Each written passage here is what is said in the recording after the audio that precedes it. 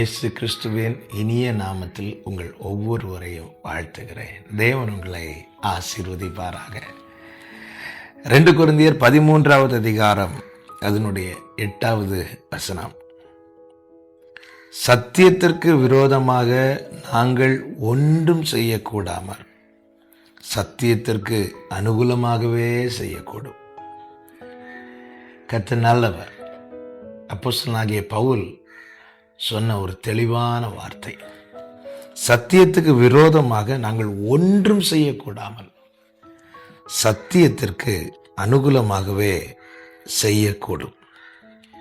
தேவன் நம் கையில் தந்த கர்த்தருடைய வசனங்கள் அடங்கிய இந்த வேதம் சத்தியம்.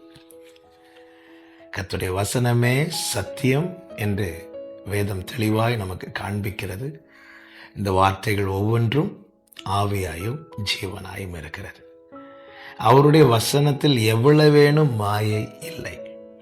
எனவேதான் வானமும் பூமியும் ஒளிந்து போனாலும் மாயை எல்லாமே ஒளிந்து போகும். கர்த்தருடைய வார்த்தையின் ஒரு உறுப்பு கூட மாறாதவைகள். இந்த வசனங்கள் அடங்கிய பரிசுத்த வேதாகமும் நம் கையில தேவன் கொடுத்திருப்பது எதற்கு தெரியுமா? இதற்கு விரோதமாய் ஒன்றும் செய்யாமல் இதற்கு அனுகூலமாகவே எல்லாவற்றையும் செய்ய வேண்டும் என்பதற்காக.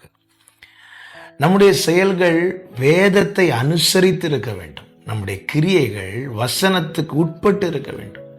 எந்த ஒரு காரியத்தை இங்கே தெளிவாய் சொல்லுகிறார், சத்தியத்துக்கு விரோதமாய் நாங்கள் ஒன்றும் செய்யக்கூடாமல்.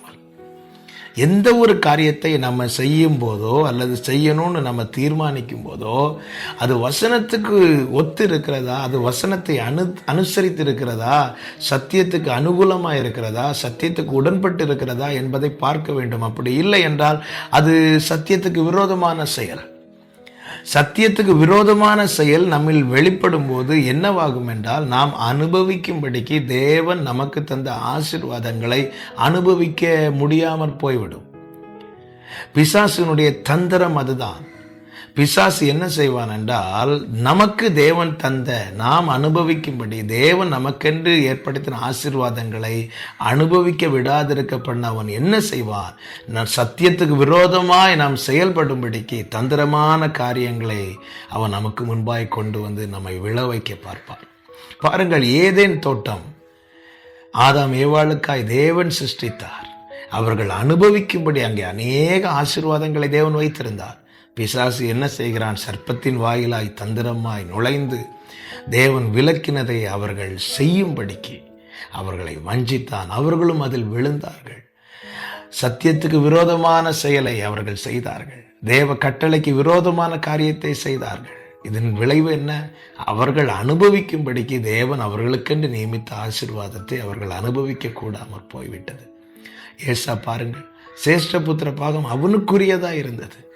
ஆனால் அவன் அற்ப காரியத்துக்காக அதை அசட்டை பண்ணும்படி காணப்பட்டதுனால அவன் அனுபவிக்க வேண்டிய அந்த சேஷ்டபுத்திர பாகத்தை அவனால் அனுபவிக்க கூடாமல் போயிட்டு.